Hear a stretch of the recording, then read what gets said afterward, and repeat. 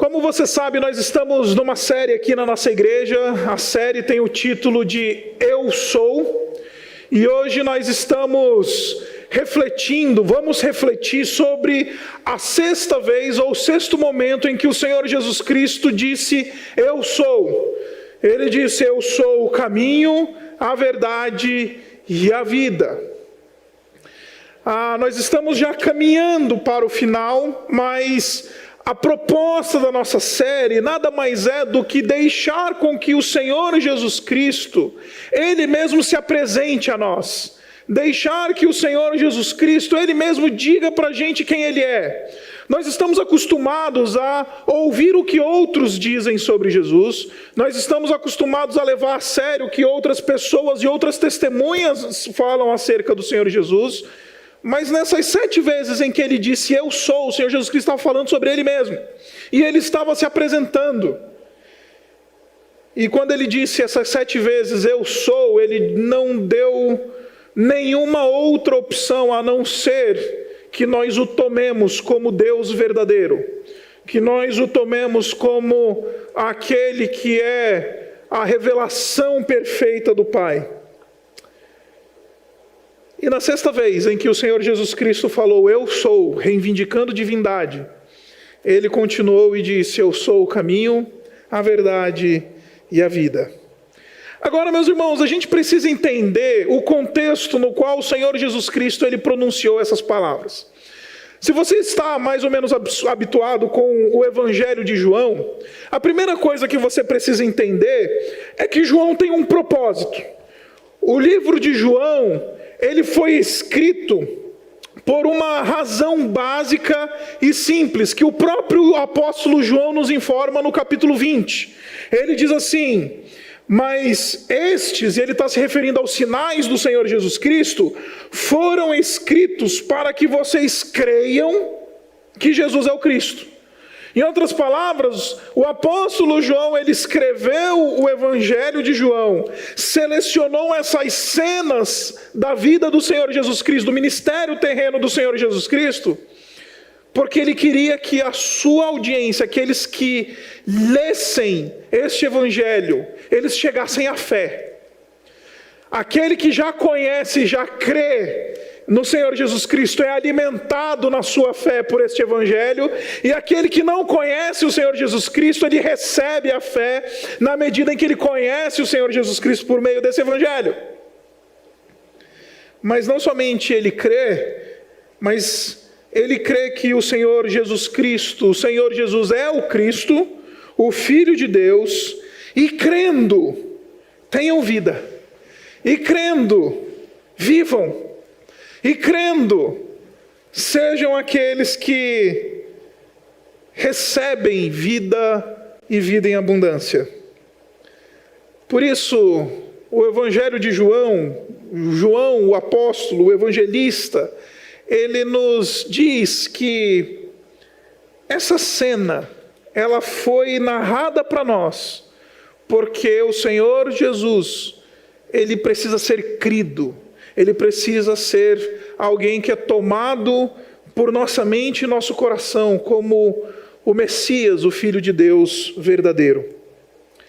Agora, além disso, a gente precisa entender também, como eu disse, o contexto no qual o Senhor Jesus, ele pronunciou essa fala. E nós estamos aqui na Quinta-feira Santa. O Senhor Jesus Cristo, ele se reuniu num cenáculo, ou ele se reuniu que era uma sala grande, na arquitetura judaica antiga, o cenáculo nada mais era do que um salão grande que as casas mais nobres, elas tinham num pavimento superior. Não existe nenhum significado místico para essa expressão cenáculo, muito embora cenáculo virou nome de igreja, virou, enfim, igreja do cenáculo, igreja batista do cenáculo. Cenáculo nada mais era na antiguidade do que um salão grande, que normalmente ficava no pavimento superior.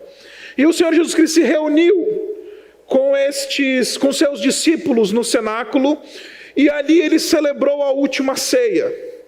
Agora, algumas coisas tinham acontecido, porque o ambiente, o clima dessa reunião não era festivo, o clima dessa reunião era pesado, era um clima de despedida e de bastante tensão, e eu queria que você visse isso no texto.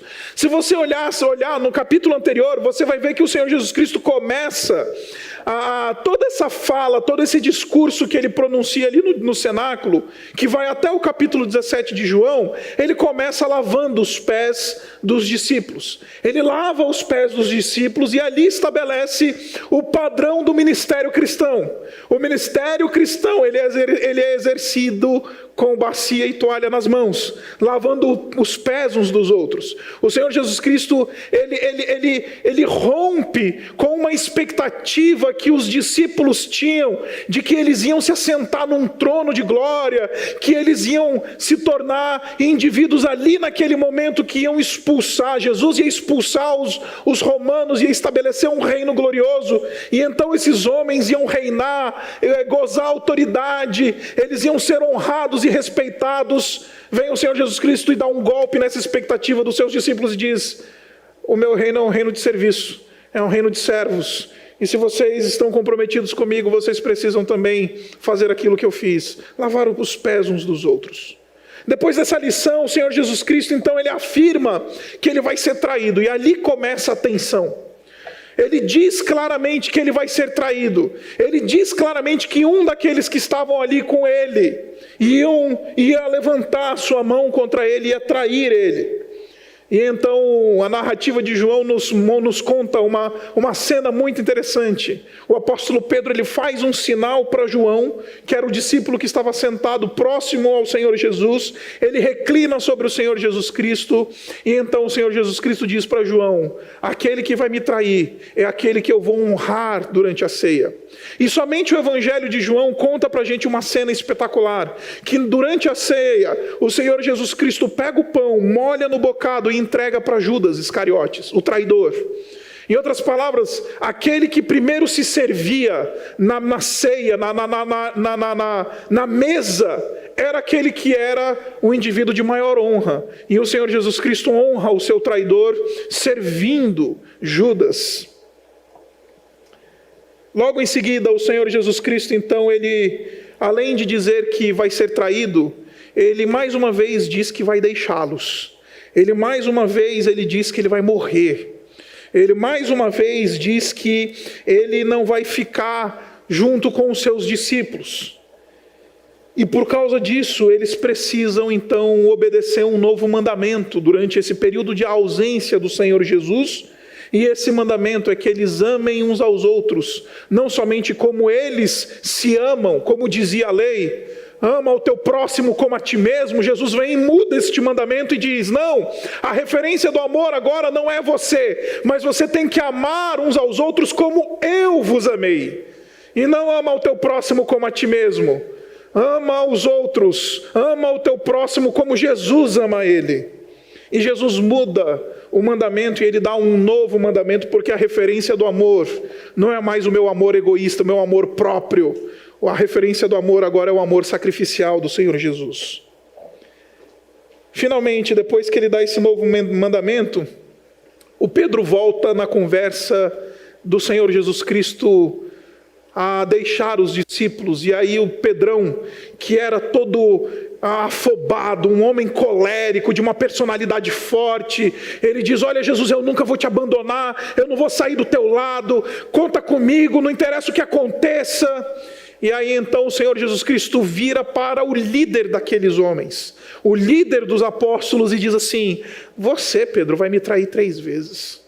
Em outras palavras, o que eu estou querendo dizer para vocês, meus irmãos, é que nessa cena o Senhor Jesus Cristo, ele não somente está dando notícias difíceis, mas o Senhor Jesus Cristo está revelando um coração carnal, deturpado, um coração pecaminoso que esses homens tinham.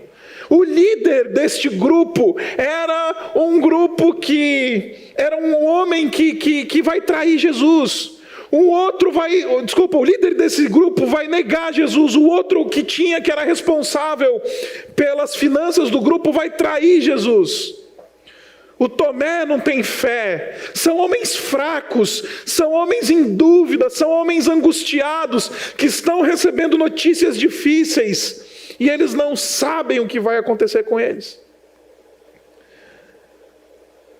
Por isso o Senhor Jesus Cristo, então, depois que ele dá essas notícias difíceis, depois que o clima de tensão se estabelece, depois que o clima de abatimento se estabelece, depois que o Senhor Jesus Cristo abate completamente essa expectativa de glória e de reino espetacular que os discípulos tinham, aí vem o Senhor Jesus Cristo e diz: apesar de vocês, apesar da fraqueza de vocês, apesar do ambiente difícil, apesar de quem vocês são, deixa eu dizer uma coisa para vocês: não se turbe o vosso coração.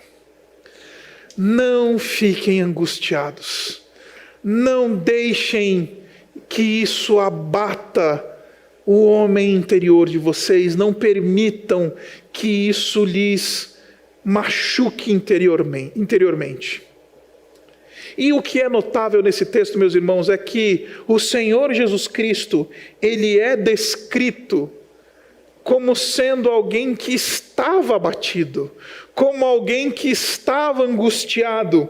No versículo 27, o Senhor Jesus Cristo, ele vai dizer que, o versículo 21, o versículo do capítulo 13 diz assim: Jesus perturbou-se em espírito. Essa expressão perturbou-se é a mesma expressão que aparece aqui. Ou seja, quando devia ser o contrário, os discípulos ministrarem ao Senhor Jesus, que estava angustiado, porque ele sabia que saindo daquela sala, ele ia começar o seu martírio. É Jesus quem ministra graça e acalma os seus discípulos perturbados. É o Senhor Jesus Cristo que, mesmo angustiado, apazigua as angústias do coração dos seus discípulos. E ele diz: não se turbe o vosso coração. Isso é uma maneira usando a via chamada negativa: não se turbe o vosso coração. Uma maneira positiva de dizer isso, o Senhor diz: creiam em Deus e creiam também em mim. Em outras palavras, o que o Senhor Jesus Cristo está dizendo é que perturbação da alma, na vida do crente, de maneira geral, é falta de fé. Quando nós deixamos de olhar para o nosso Mestre, quando nós fraquejamos na nossa fé, nós, como somos homens de pequena fé, como nós somos também propensos a trair Jesus, nós somos propensos a negar Jesus. Então o Senhor Jesus Cristo vem dizer e diz assim: olha, para que você não tenha uma vida angustiada, para que você não experimente angústia, para que você encontre algum alento para a sua alma, a primeira coisa que você precisa é ter fé. Creia em mim. Note que o Senhor Jesus Cristo não está dizendo creia que as coisas vão melhorar. Note que o Senhor Jesus Cristo não está dizendo creia que tudo vai passar. O Senhor Jesus Cristo está dizendo creia em mim. E muitas vezes as pessoas elas acham que a fé cristã é uma maquiagem para um positivismo. E deixe-me explicar o que eu estou querendo dizer. A gente às vezes é iludido por esse evangelho triunfalista que é vendido nas nossas igrejas evangélicas hoje. A gente é convencido por uma ideia de que ser cristão é acreditar em dias melhores. Ser cristão é aquele que acredita, né, que dias melhores virão. O J Quest canta, né? Vivemos esperando dias melhores. E aí os cristãos mal informados, eles acham que isso é uma mensagem cristã. Não, nós não estamos esperando dias melhores, nós estamos esperando uma pessoa. A nossa fé está numa pessoa. Jesus não diz creiam em dias melhores, Jesus diz creiam em mim. É crendo em mim que vocês vão encarar os dias ruins. É crendo em mim que vocês vão ter estofo para conseguir atravessar o tempo difícil. Não quando vem o diagnóstico de coronavírus, ou quando vem o diagnóstico de câncer, ou quando vem a notícia do desemprego, não é crer em dias melhores que vai animar o nosso coração. É crer numa pessoa que vai animar o nosso coração. Creiam em mim. Mas a mensagem cristã, ela também tem um aspecto de dias melhores. Muito embora a nossa fé tenha que estar numa pessoa, a nossa fé também diz que a gente está caminhando para um propósito bom e belo. Como eu acabei de falar para você, a glória que vai se manifestar em nós, ela não se compara com esse tempo difícil que nós estamos enfrentando, ela não se compara com o coronavírus, ela não se compara com a notícia difícil, ela não se compara com o casamento em frangalhos, ela não se compara com as coisas terríveis que estão acontecendo. Acredite, ontem à noite eu recebi uma mensagem de uma pessoa que precisava falar desesperadamente comigo porque está passando por um processo de divórcio. E eu ainda não respondi a essa pessoa, mas quando eu responder, a primeira coisa que eu vou dizer é: primeiro, calma, porque você não tem que esperar o retorno, ou você tem que esperar a revolução da tua vida conjugal, você tem que confiar numa pessoa. Antes de qualquer coisa, apesar do divórcio, apesar do câncer, apesar do coronavírus, apesar do isolamento social, apesar do meu contrato ter sido cortado em 30%, apesar da minha angústia, creiam em mim, mas vem dias melhores. E aí o Senhor Jesus Cristo, ele começa uma fala que é extremamente mal interpretada no Evangelho. Ele promete o seguinte, ele diz assim: na casa de meu pai há muitos aposentos. Eu aprendi esse versículo na versão antiga que dizia assim: na casa de meu pai há muitas moradas, vou lhes preparar lugar. Assim foi a versão que eu aprendi. E aí a gente tem aquela sensação de que o Senhor Jesus Cristo está ensinando para a gente alguma forma de escapismo. Ou seja, o negócio está ruim, o pau está quebrando, o negócio está difícil, e aí então o que vai acontecer? Jesus vai tirar a gente desse caos e a gente vai para o céu, morar na casa celestial. Eu lembro que quando eu era lá o cordeirinho de Jesus, né, lá na salinha das crianças, as tias do ensino das crianças mal informadas diziam: Jesus, ele nos livra dos problemas, nos levando para o céu. Não é isso que o texto está dizendo para a gente. Quando o Senhor Jesus Cristo diz que na casa de meu pai há muitos aposentos, e se fosse assim eu teria dito, e vou preparar lugar para vocês, é que o Senhor Jesus Cristo ele está usando a metáfora da casa para dizer: eu vou preparar lugar para vocês para que vocês sejam considerados família de Deus. E eu vou preparar lugar para vocês na medida em que eu sair dessa sala e começar o martírio. Lembre-se, o Senhor Jesus Cristo sai dessa sala, ele é preso e ele é levado pelos romanos, e então ele começa o seu martírio. Vou preparar lugar para vocês. O Senhor Jesus Cristo não está dizendo que ele vai para o céu, vai construir uma casa bonita, e aí então ele vai preparar uma casa bonita para quando a gente vai chegar lá. Não, o Senhor Jesus Cristo está dizendo: eu vou preparar lugar para vocês morrendo na cruz, para que vocês sejam contados como filhos, para que vocês possam acessar a família de Deus, porque se não tem cruz, as portas da família de Deus estão fechadas para pecadores que não receberam perdão ainda, que ainda não passaram pela cruz.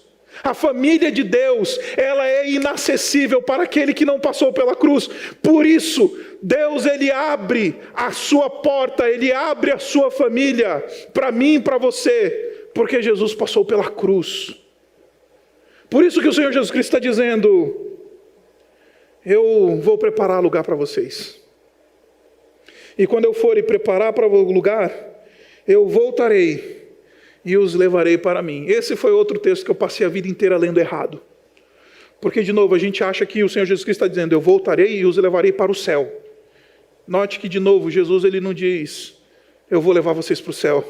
Jesus está dizendo: eu vou levar vocês para mim. Porque a nossa expectativa como igreja, meus irmãos, não é um evento, a nossa expectativa como igreja é uma pessoa. Do mesmo jeito que nós atravessamos a dificuldade, o tempo de tribulação, crendo em uma pessoa, a nossa esperança futura não é de dias melhores, a nossa esperança futura também é uma pessoa. Eu os levarei para mim. O importante aqui não é o lugar, o importante aqui é a pessoa. O importante aqui é Jesus falando: eu sou a sua esperança. Eu sou a sua esperança presente e sou a sua esperança futura. É isso que o Senhor Jesus Cristo está dizendo para a gente. É isso que o Senhor Jesus Cristo está ensinando nesse texto. E muita gente acha que o Senhor Jesus Cristo está falando de um escapismo espiritual. Olha, está ruim, aguenta as pontas aí que daqui a pouco você vai morrer e você vai para o céu e acabou. O Evangelho não ensina escapismo. O Evangelho não é uma mensagem de escapismo.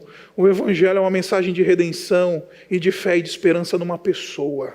Porque o Evangelho é uma pessoa. Agora, o Tomé ele teve um problema com essa fala de Jesus. Porque o Tomé, que era marcado pela sua incredulidade, e ele traz aqui um dilema pessoal. Ele diz assim: Senhor, não sabemos para onde vais. Como então poderemos saber o caminho? Para te seguir, para ir onde você vai estar, para te encontrar, como é que a gente vai saber? Aí o Senhor Jesus Cristo então responde com essa frase célebre, que é o objeto da nossa reflexão: eu sou o caminho, a verdade e a vida. As tribulações presentes, meus irmãos, elas são respondidas por uma pessoa. Jesus diz: creiam em mim, eu vos levarei para mim. Eu sou a sua fé presente, a sua esperança futura. Agora, o Senhor Jesus Cristo também, ele ataca um dilema que Tomé está apresentando aqui de maneira muito honesta, mas um dilema que é meu e seu, que é o caminho a seguir. Se você é pai de adolescente, você sabe o que isso significa, a angústia do adolescente que está terminando o 2º grau. Aí ele vai prestar o vestibular, e aí ele precisa, enfim, descobrir qual que é o seu caminho. Ele precisa saber qual que é o seu direcionamento. Ele precisa saber, descobrir com 16, 17 anos de idade o que ele vai fazer pelo resto da sua vida. O que é uma utopia e uma tolice esperar que um jovem de 16, 17 anos de idade tenha condições de responder perguntas tão importantes da vida.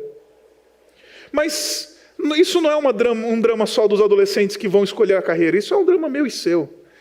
Porque às vezes a gente não sabe o caminho que a gente vai seguir. A gente não sabe qual é o caminho bem-sucedido. A gente não sabe para onde a gente vai.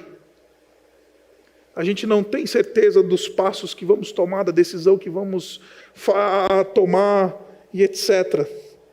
Essa semana estava conversando com um irmão que está entre a cruz e a espada. Ele não é do estado de São Paulo e ele possui uma academia em Goiás. E lá no estado de Goiânia, se você é de Goiânia e está nos acompanhando, você sabe bem que as coisas já estão um pouquinho mais liberadas lá, inclusive as academias. Ele é dono de uma academia, mandou uma mensagem para mim nas redes sociais e falou assim: pastor, o que você acha? Eu abro ou não abro? Aí eu virei para ele e falei: cara, eu não sei não, como é que está a coisa? Ele falou: pastor, eu não faço ideia. Se eu abro, o pessoal vai dizer que eu sou irresponsável. Se eu não abro, eu fico entre a cruz e a espada, porque daqui a pouco eu não vou conseguir pagar meus boletos. Eu estou numa decisão, eu estou num ambiente difícil e nebuloso. E o Tomé está dizendo isso para a gente. Ele está dizendo isso para Jesus. Ele falou: Jesus, a gente não sabe para onde você vai. Então como é que a gente vai saber o caminho? Aí Jesus responde: eu sou o caminho, a verdade e a vida. Meus irmãos, esse texto, essa fala do Senhor Jesus Cristo, ela tem N interpretações possíveis. Ela é tão profunda que a gente poderia ficar falando só dessas expressões, o caminho, a verdade e a vida, por anos. Mas eu gosto muito de um pensamento que é justamente um pensamento de um teólogo da história, um indivíduo chamado Agostinho, Santo Agostinho, um teólogo que viveu no 4º século da era cristã.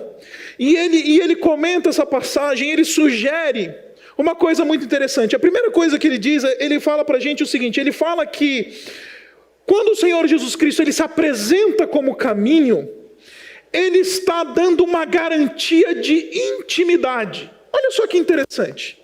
uma garantia de intimidade, porque ele está dizendo assim: eu sou o caminho, a verdade e a vida, e ninguém vem ao Pai. Ele está dizendo, quando Jesus é o caminho, Deus, o Todo-Poderoso, soberano, absoluto, ele vira Pai na nossa vida. Por quê? Porque Jesus, que é o caminho, ele transforma Deus em Pai. Por isso é uma garantia de intimidade. Em outras palavras, o Senhor Jesus Cristo está dizendo para o Tomé: Tomé, fica tranquilo. Você não sabe o caminho? Não sei. Olha para mim. Por quê? Porque olhando para mim você tem uma garantia. Deus, ele deixa de ser aquele ser que está lá longe. Ele vem ser aquele Deus que está perto. Ele vem ser o teu Pai, enquanto você caminha na jornada. Segundo, o Agostinho, ele propõe para a gente que o Senhor Jesus Cristo, como verdade, ele garante para a gente segurança. Vivemos num mundo de narrativas, meus irmãos. Vivemos num mundo em que um fato único, ele pode ser lido e interpretado de diversas maneiras. Você quer um exemplo? O ministro Celso de Mello soltou o vídeo da bendita reunião, ou maldita reunião, dependendo da sua inclinação política. E é interessante como uma única reunião ou um único evento tem diversas interpretações. Essa semana eu li pelo menos umas 8 interpretações daquele mesmo evento. Aí a pergunta que se levanta é, na medida em que eu olho para esse evento, eu falo, eu acredito em quem? Eu vou seguir que linha? Qual que é aquele que está olhando para esse evento, para esse fato, para essa discussão, de uma perspectiva verdadeira?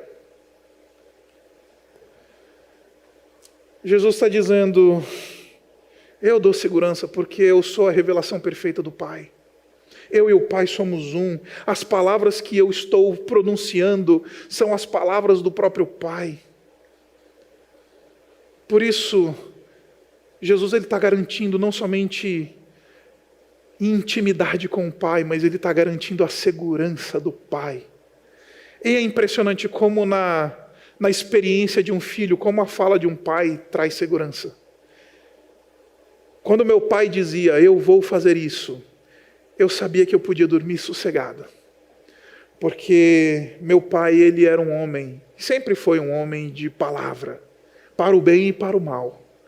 Quando ele dizia, eu vou disciplinar você, caso você pise na bola, eu sabia que a disciplina ia vir. Agora, quando ele disse, eu vou fazer isso para você, fica tranquilo, eu sabia que mais cedo ou mais tarde, aquilo que o meu pai prometeu, isso ia se cumprir. Num ambiente de angústia, num ambiente de isolamento social, é precioso receber a garantia de intimidade. O Pai está perto, por meio de Jesus. No ambiente de incerteza, a gente tem a garantia do Senhor Jesus Cristo, de que aquilo que o Pai nos fala é a verdade, isso nos sustenta num ambiente de narrativas e de falas. E finalmente, Agostinho diz que Jesus Cristo, como a vida, garante a gente a certeza de uma vida que vale a pena ser vivida, ou de uma vida que encontra razão e propósito. E eu gosto muito desse pensamento, porque quando o Senhor Jesus Cristo está dizendo, eu sou o caminho, a verdade e a vida, Ele não está só prometendo para a gente uma vida eterna. Mas o próprio Senhor Jesus Cristo também disse para a gente que eu vim para que vocês tenham vida e vida em abundância. E meus irmãos, esse negócio de vida em abundância é para agora, tá? Isso não é discurso de gente triunfalista, não. Esse negócio de vida em abundância não é uma promessa lá para a eternidade, é uma promessa para agora. Agora o negócio é, peraí, onde é que eu estou vendo? Porque, pastor, eu não estou vendo essa vida em abundância, eu não estou vendo esse negócio todo aí. Meu marido está me largando, meu filho reprovou na escola, o coronavírus bateu aqui em casa, me enterrei alguém esses meses. Cadê essa vida em abundância? Porque a gente normalmente pensa em vida em abundância em termos de circunstâncias.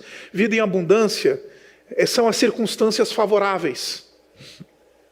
É uma vida que desfruta de elementos terrenos.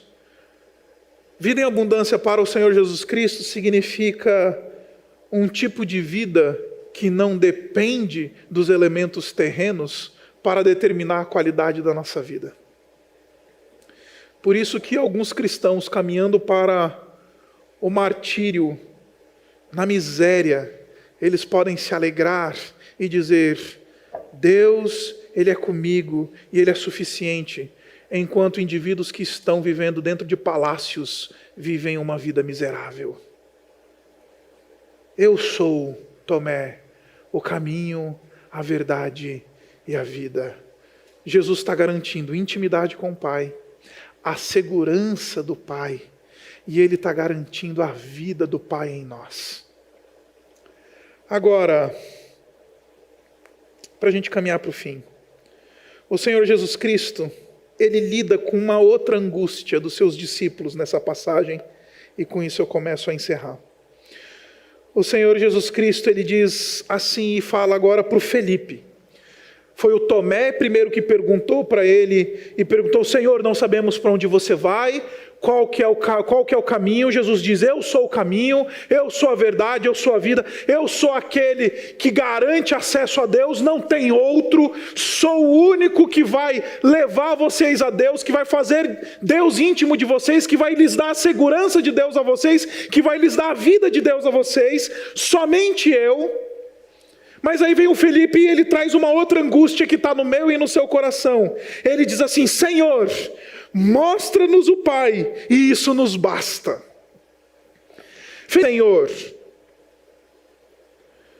e isso vai me bastar. Agora, eu acho espetacular essa ideia de que Felipe, ele não está só pedindo para ver Deus, mas Felipe, ele está revelando um aspecto da nossa constituição humana, que é a necessidade da transcendência ou a necessidade de assombro. E deixa eu explicar o que eu estou querendo dizer para você. Se você é alguém que anda nesta terra, como eu, você sabe que a realidade presente não apazigua tudo aquilo que está dentro do nosso coração. A realidade presente, por melhor que ela seja ou pior que ela seja, ela nunca nos apazigua o coração. Isso, o autor de Eclesiastes, ele chama de a eternidade colocada em nosso coração. Deus colocou a eternidade em nosso coração. O que é isso? É aquela ideia de que a gente vive, e a gente se pergunta: mas é só isso mesmo? A vida só é isso? É você nascer, crescer, aprender um trabalho, trabalhar lascado, se reproduzir e morrer? A realidade é só isso? A vida é só isso? Não tem nada além disso? Não tem nada que transcenda isso? Isso é objeto de especulação dos chamados filósofos da angústia, porque aqui está a angústia da existência. A existência não explica, não satisfaz, não responde todos os anseios da nossa alma. A gente precisa do assombro, a gente precisa ver Deus, a gente precisa buscar algo que transcenda a nossa realidade, porque o cartão de crédito não responde o nosso coração, a mulher bonita não responde o nosso coração, o emprego de carreira máxima não responde o nosso coração. Precisamos de algo fora de nós para apaziguar. Sossega o nosso coração, Jesus. Porque o nosso coração, ele é inquieto. Sossega o nosso coração, Jesus, porque essa realidade presente não satisfaz. Sossega o nosso coração, Jesus, porque é só ver a transcendência de Deus, só ver a grandeza de Deus, só entender a realidade presente a partir de uma outra realidade maior do que a que eu vivo, vai me explicar essa vidinha que vivo. Mostra-nos o Pai, e isso nos basta. Aí Jesus responde o Felipe e fala: Felipe, você não crê que o Pai está em mim e eu estou no Pai? Eu e o Pai somos um. Aquele que vê a mim vê ao Pai. eu sou o suficiente para apaziguar todos os anseios da tua alma. Porque na medida em que você olha para mim, você vai ver o Pai. Na medida em que você olha para mim, essa tua necessidade de algo grandioso, de algo que transcende a tua realidade, vai ser apaziguada. Olha para mim. Note que nesse texto todo o Senhor Jesus Cristo está dizendo: creia em mim. A sua esperança está em mim, eu os levarei para mim. O caminho sou eu, a segurança sou eu, a vida sou eu, e a realização, a satisfação sou eu. Jesus está dizendo: olha para mim. Eu achei sensacional. E como o Espírito sopra, não combinamos. Mas a Lari, enquanto ministrava o louvor, ela disse uma coisa que Deus soprou no coração dela, porque fazia parte do meu sermão. Não precisamos de milagres, não precisamos de coisas extraordinárias, não precisamos ver coisas que estão para além, porque Cristo, nele está tudo isso. Ele é o ser que transcende e nos revela o Pai. Precisamos tão somente de Cristo. 3 dilemas nesse texto espetaculares, que são respondidos com uma única pergunta, com uma única resposta: Jesus. O que eu faço no meio da angústia? Creia em mim. Espere por mim. O que eu faço nesse movimento de saber para onde ir, direção? Olha para mim, porque eu sou o caminho, eu sou a verdade, eu sou a vida. Onde é que eu vou satisfazer esta eternidade que está dentro de mim? Olha para mim, porque olhar para mim é ver o Pai. E ver o Pai nos basta. Ver Cristo, aquele que revela o Pai, nos basta, nos é suficiente. Eu vim aqui essa manhã convidar você para ver Jesus. Abrir os seus olhos espirituais. Para que você possa não somente experimentar essa verdade com a sua mente, mas abraçar ela com o seu coração. Porque você está pensando: pastor, eu estou num coronavírus. Pastor, está o caos. Pastor, a minha situação está difícil. Pastor, eu estou angustiado. Eu vim dizer para você as palavras do Senhor Jesus: não se turbe o vosso coração, creiam em mim. A esperança de vocês sou eu, porque eu os levarei para mim. Qual que é o caminho? Eu sou o caminho, que faço Deus Pai. Eu sou a verdade, que no mundo de mentiras nos dá garantia e segurança, como um filho que se agarra à fala do seu pai e fala: o meu pai falou, então isso me sustenta, isso me dá garantias, isso me dá certeza. Eu sou a vida, e eu que vou lhes dar a vida do Pai. Pastor, eu estou lidando com uma sensação de que nada na minha vida parece apaziguar o meu homem interior, a minha vida, o meu coração, a minha alma. Olhe para Jesus, porque Felipe sabia o que estava dizendo, e ele disse: Jesus, mostra-nos o Pai, e isso apaziguará o nosso coração. Eu vim dizer para você: veja o Pai por meio do Senhor Jesus, e isso vai apaziguar o seu coração. Vamos orar. Obrigado, Pai, porque Jesus, Ele nos mostra perfeitamente quem Tu és. E isso nos basta. Obrigado porque Jesus, Ele é o caminho que faz Deus nosso Pai. Ele é a verdade que sustenta, que nos sustenta no ambiente do caos. Ele é a vida que nos dá vida em abundância, a vida de Deus é em nós. Ele é o objeto da nossa fé em dias difíceis.